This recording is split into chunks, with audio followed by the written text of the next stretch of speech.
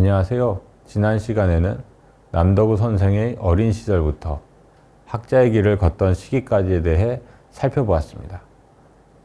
이번 시간에는 남덕우 선생이 재무부 장관으로 재직하던 시기, 그의 활약상에 대해 말씀드리겠습니다.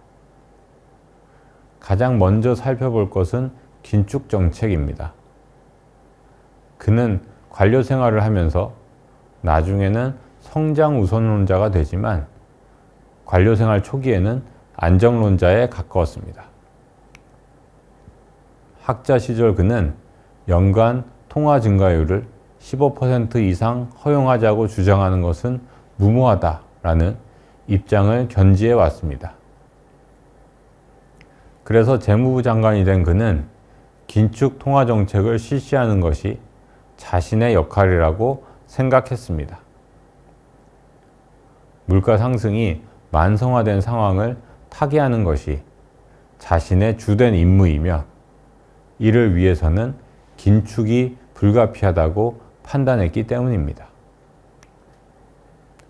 긴축 정책을 추진하자 산업계의 반발이 심했습니다. 특히 수출업계의 저항이 컸습니다. 재무부의 긴축 정책으로 인해 수출업계가 자금난에 시달려 수출이 안 된다는 것이었습니다. 당시에는 매월 대통령이 참석하는 수출 확대 회의가 열렸습니다. 이 자리에서는 주로 수출 실적에 대한 보고가 이루어졌지만 각계에서 민원을 제기하는 시간도 있었습니다. 한국무역협회 회장은 이런 기회를 이용해 긴축 정책에 대한 비판의 목소리를 높였습니다. 이러한 저항에 직면하면서도 남덕우 장관은 긴축 정책을 폈습니다. 그 결과 그가 장관으로 있었던 1970에서 1974년 평균 통화 증가율은 28.5%로 낮아졌습니다. 학자 시절 자신이 갖고 있던 지론과 비교하면 상당히 높은 수준이었지만 이전 5년, 그러니까 1965에서 69년까지의 통화 증가율에 비해서는 절반 이하 수준이었습니다. 하지만 긴축을 통해 궁극적으로 해결하고자 했던 인플레이션 문제와 관련해서는 만족스러운 성과를 거두지 못했습니다. 그가 장관으로 있던 5년간 도매물가 상승률은 연평균 16%에 달했습니다. 남덕우 선생 자신도 회고록에서 인플레이션 수습에는 실패했다라고 인정하고 있습니다. 그 사이 오일 쇼크가 발생하는 등 여건이 좋지 않았기에 불가피한 측면도 있었다고 판단됩니다. 남덕우 장관의 활동 중 두 번째로 살펴볼 것은 기업 금융 환경을 개선하기 위한 노력입니다. 지난 시간 김용환 선생에 관해 소개하면서 1970년 무렵 기업 금융 상황과 8.3 긴급 조치에 대해서 상세히 말씀드린 바 있습니다. 그런데 8.3 조치가 추진되던 시기, 기업 금융 환경을 바꾸기 위한 노력도 함께 이루어졌습니다. 기업이 자금 수요를 충당하기 위해 은행이나 사채 시장을 찾거나 외국 차관에 의존하게 되는 구조가 이러한 위기를 낳은 근본 원인이라고 판단되었기 때문입니다. 이 문제를 해결하기 위해서는 기업이 주식을 팔아 자본금을 조달할 수 있는 주식시장이 발달할 필요가 있지만 당시에는 이러한 시장이 제대로 발전하지 못한 상태였습니다. 이에 남덕우 장관은 이 문제를 해결하기 위해 각종 정책을 펴나가게 됩니다. 재무부는 먼저 1971년 6월부터 증권시장 개혁에 착수했습니다. 투기적 요소를 제거하기 위한 조치를 취하였으며 증권사의 현대화와 대형화를 위해 1973년 2월 증권거래법을 개정하기도 했습니다.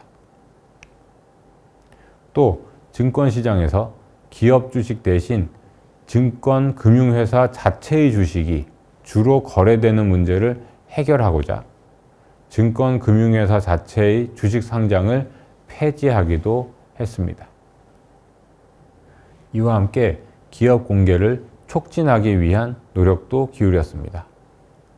1972년 12월 기업공개 촉진법을 제정했는데 이 법은 말 그대로 기업 공개를 촉진해 기업 재무 구조를 개선하고 주식 발행을 통한 직접 금융을 장려하며 국민의 기업 참여를 유도하기 위해 제정한 것이었습니다.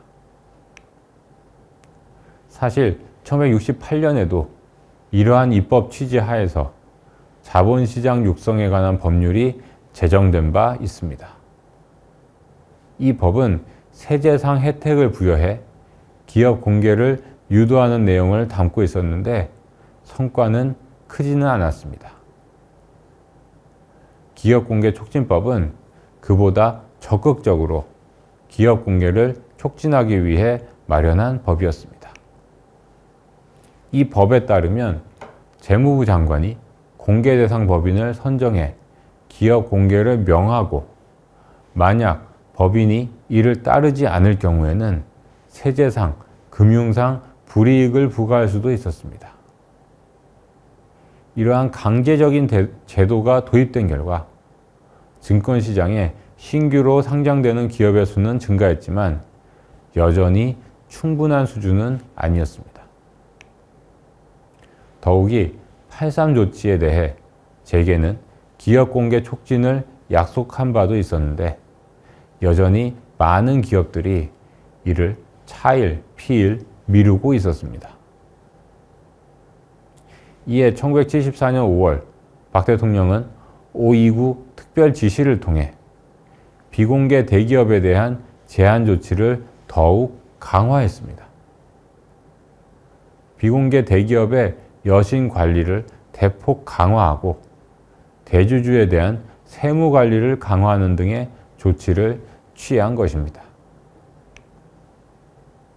그 내용 역시 남덕우 장관이 이끄는 재무부에서 나온 것이었습니다.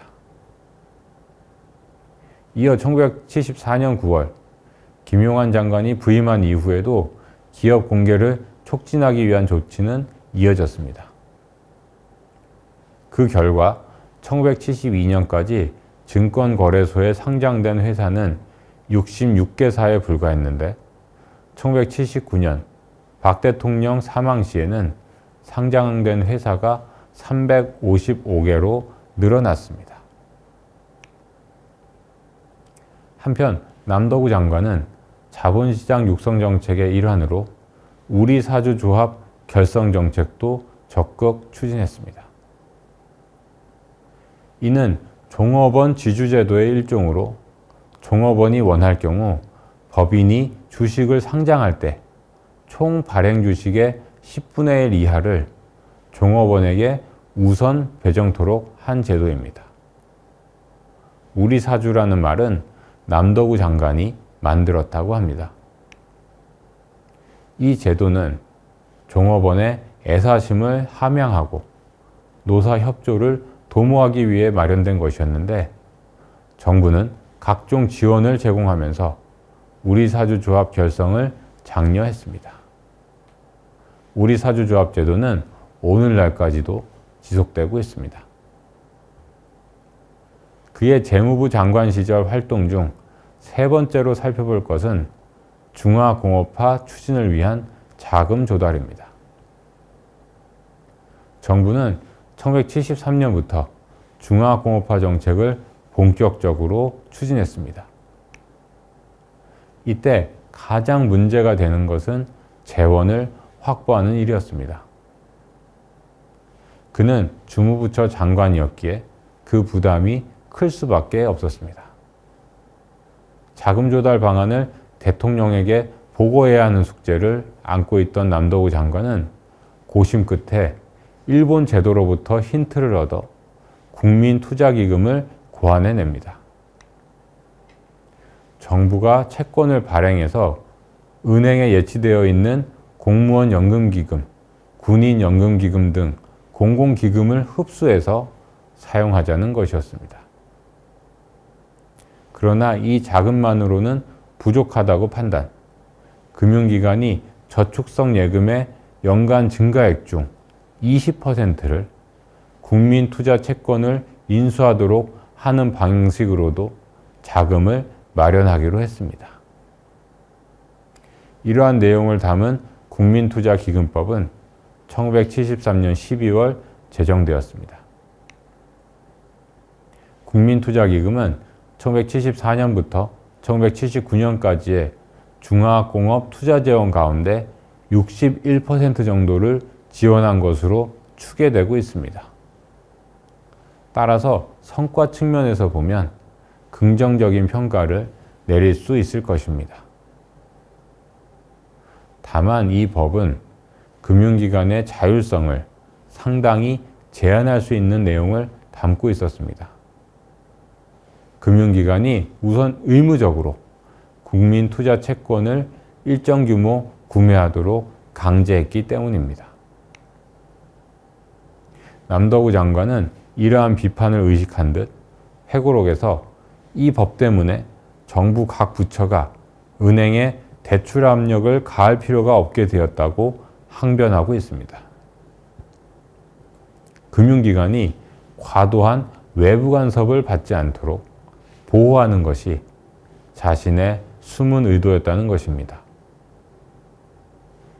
그러한 효과도 발생했겠지만 그렇다고 해도 금융기관의 자율성이 제한되었다는 점 자체는 부정하기 어려울 것 같습니다. 지금까지 남덕우 선생이 재무부 장관으로 재직하던 시기 펼친 주요 활약상에 대해 살펴보았습니다. 다음 시간에는 그가 부총리 겸 경제기획원 장관에 임명된 이후 펼친 활약에 대해 살펴보겠습니다.